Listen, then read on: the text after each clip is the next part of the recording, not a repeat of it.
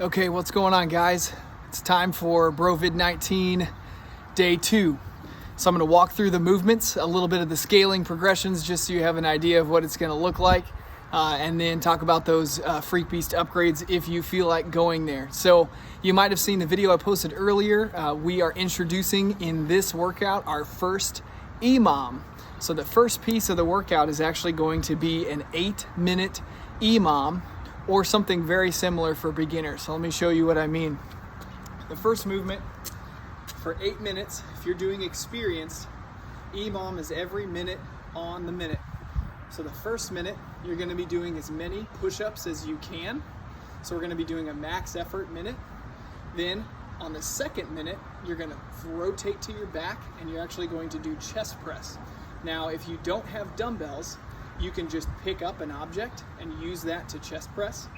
Anything that's not going to be too heavy or nothing too obtuse that might hurt yourself. But if you're using dumbbells, so I'll demonstrate. You'll go from push-ups first for 1 minute. Then as soon as that minute's up, rotate to your back. You're going to have your elbows on the ground as if you were doing a bench press, but you're laying on the floor, and you're just going to press. And you're going to try to get as many as you can in that minute. As soon as that minute expires, you're going to flip right back to push-ups. And you're going to do that over and over until you've done each movement 4 times for a total of 8 minutes. If you are a beginner and you're doing the beginner workout, it's going to be the first minute of push-ups, then you get 1 minute rest. Then push-ups, rest. And you'll repeat that sequence 4 times. So you have done a total of 4 sets of push-ups. These are max effort again. They're not targeted to a certain number. And then it's going to be a rest. Now, once you've done, that's the strength piece of the workout. The second half is the circuit. The circuit's going to be 4 rounds of 20, 10, and 10. 20 alternating lunges. You're going to have 10 reverse crunches. And then you're going to have 10 good mornings. So this is an alternating lunge. Simply means that you're going to alternate between each leg. 1 and 2. So you count a rep for each one, and it's a total of 20. So you'll have lunged 10 times on each leg. Now, if you're doing the experienced, it's an overhead weighted alternating lunge. So take your dumbbell if you have it, take a weighted object. You're going to want to hold it up overhead and do your lunges. The idea here, you don't want to smash your knee into the ground. You want to try to get your leg forward. Try to prevent your knee from clearing the front of your toe. And step back. Like that. You can rotate if you need to switch arms, but you're not required to. You're welcome to use your dominant arm. If you are just doing beginner, you do not need to hold a weight over your head.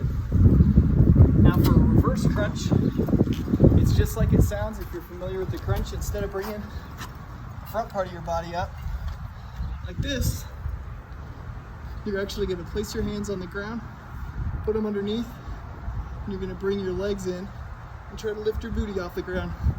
Put your feet down, crunch like that. If you need to scale that and that's too difficult, you can just do knee tucks, extend your leg all the way out, bring your knee to your chest. But ideally, the real pull is when you kind of bring your butt off the ground. That's a reverse crunch. Then good mornings. A good morning is targeting your lower back, so be incredibly careful. Don't try to push yourself too hard or try to go heavy. If you're doing experienced and you want to use a little bit of weight, my son just threw this from the 2nd floor, which is pretty impressive. Hey buddy, if you're wanting to do weighted good mornings, don't put more than maybe 10, 20 pounds unless you know exactly how much weight you can hold, because you really don't want to hurt your back. So good morning. You want to plant your feet, bend your knees just a little bit. Then you can put your hands on your chest. You can put your hands behind your head. I like to put them on my chest. And you're going to want to bend at your lower back until you get to just about parallel, and then come back up. Not too complicated, but what you don't want to do is start arching your back and rolling down this way. You want to try to keep the arch here so you can keep it straight, hands on your chest, and use your lower back to lean forward and come back.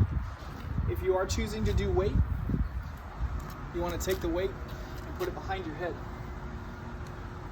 So you can hold it in your hands and place it against your neck depending on what kind of object it is. You're going to come down and back up. Again, don't be a hero.